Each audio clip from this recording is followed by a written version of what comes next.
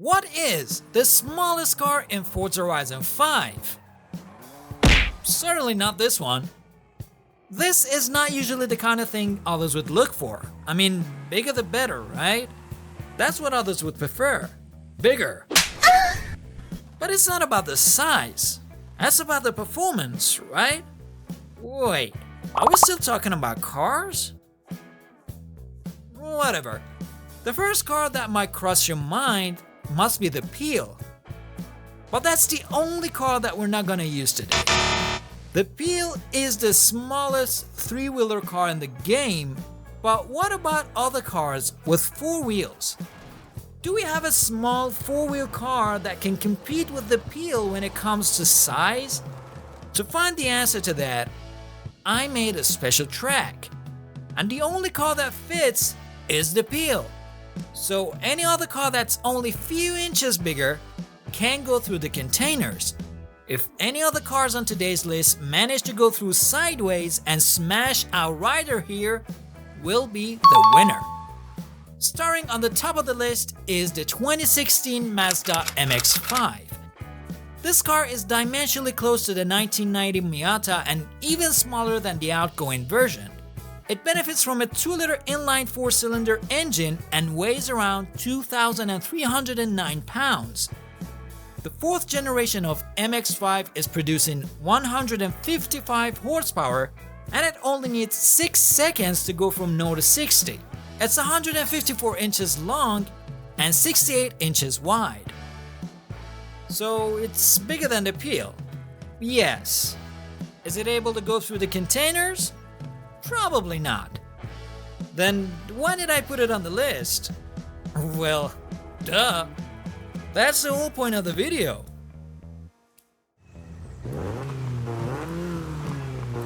Unlike me, the MX-5 kept its hopes high and rushed through the gap hoping to make it through the containers and mess up the video right from the beginning.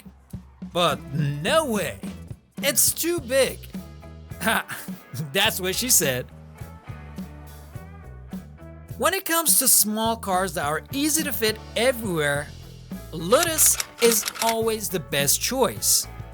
But is it indeed the best choice for this challenge?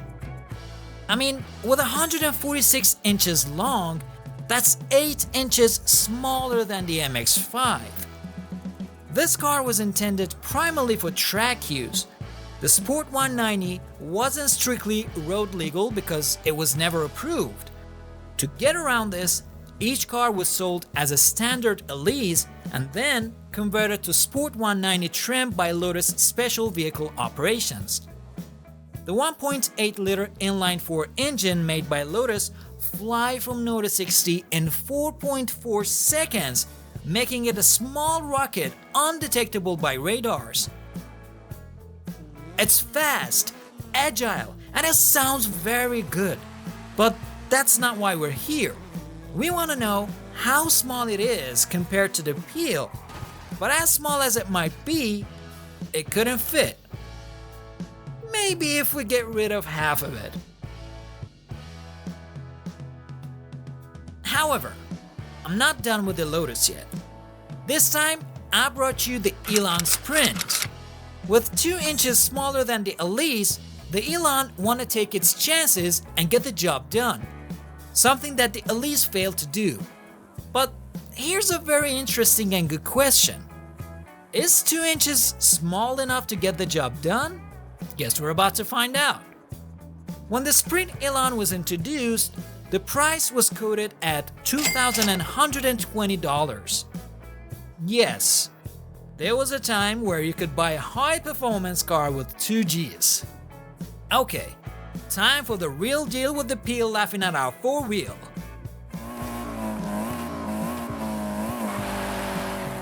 The $2,000 Elon Sprint, sprinting toward the gap. This might be it, but with only a few inches. And unlike Elon, the Elon Sprint must go home empty-handed. For the next one, we had to get rid of some of the size. The Austin-Healey, the Sprite Mark I, the car that's 137 inches long. That's 17 inches less than the Mazda and 9 inches smaller than the Elise S1. The 1958 Frog-Eye Austin-Healey Sprite was a cheap and cheerful sports car that appealed to enthusiasts all over the world. I said cheap because it's funny to know that those Frog-Eye headlamps were initially planned to be retractable until it was realized that would put the price up. That's why it was cancelled. Underneath the skin, the car was mainly a blend of Austin A35 and Maurice Minor. But due to its low weight, it was still an entertaining car to drive with reasonable performance. But can this little Austin compete with the Peel? The question will be answered in 72 hours business day. Why is it so slow? Because of its boring speed, I struggled a lot to put it in between the containers. Don't you dare thinking it was a skill issue. And after countless tries, the question was finally answered. And the answer was a big no.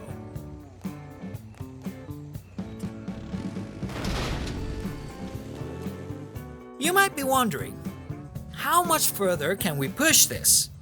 Given that the Austin was pretty small and cheap, we're really running out of options here. But if you think so, then you must have totally forgotten about Mr. Bean's car. The Mini Cooper 1965 model is only 120 inches long. That's 17 inches smaller than the Austin. There's nothing interesting to say about this car because it wasn't a fast or sporty car and it only had 65 horsepower. But you'd be amazed if I tell you that they used a special engine in this model that was pricey to manufacture, and because of that, it was a special order model. Thus, very few were sold. So we must start questioning Mr. Bean. How did he manage to get one? I don't know. But that explains why he cared so much about the car. I didn't want to make the same mistake as with the Austin, so I tuned this one. And we're flying towards the containers. This might be it. But, oh my goodness, the closest ever. Almost there, almost there. It seems that it was pretty soon to celebrate, so we must narrow down our choices to a car that's even smaller than that. I mean, smaller than 120 inches. A four-wheeler? Smaller than 120 inches? Unfortunately, we still have another one to go with. The 1968 595 Abarth from Italy, with only 170 inches long, is here to help us call it a video. We did lose the battle with the Mini Cooper for only a few inches, but if that's actually the case, then this 3-inch gap must mean something. Only an Italian manufacturer can make such a timeless design that after so many years still looks beautiful. However, it's slow. Only 2 cylinders working and producing 27 horsepower. But does these few inches matter? The question is about to be answered in 3, 2, 1, no. It seems impossible to do. We're running out of options here and we're so close to defeat. Should I announce the Peel as the winner? Maybe not. There's still one more car left. A car that can be the savior. Another Italian, here to retaliate against the blood of the Abarth. And it's nothing other than the BMW Isetta. It looks like a 3-wheeler, but the car actually has 4 wheels. Look, I'm not cheating. And I know you guys think I'm dumb for calling it an Italian car, then I said a BMW, but here's the fact. The Isetta is an Italian-designed microcar built under license in a number of different countries, including Argentina, Spain, Belgium, France, Brazil, Germany, and UK. The one we have in the game in Forza Horizon 5 is the BMW version. That was the first mass production car in the world to achieve a fuel consumption of 3 liters per 100 kilometers. It was the top-selling single-cylinder car in the world with 161,728 units sold. After 70 years, it's here to set another record. The same as you are gonna break the record of likes on my videos. So far, my most liked video is this one, so let's see how much this one can get. This Isetta is tuned and promising, but if it fails, I'll have to accept the defeat because nothing else is left for me to choose. But I guess it's not something we should worry about because the Isetta managed to go through and now we have a winner. And that, ladies and gentlemen, is the list of the smallest cars in Forza Horizon 5. Hope you enjoyed it. And don't forget to support me by liking and subscribing because if you don't, then you have a small tip.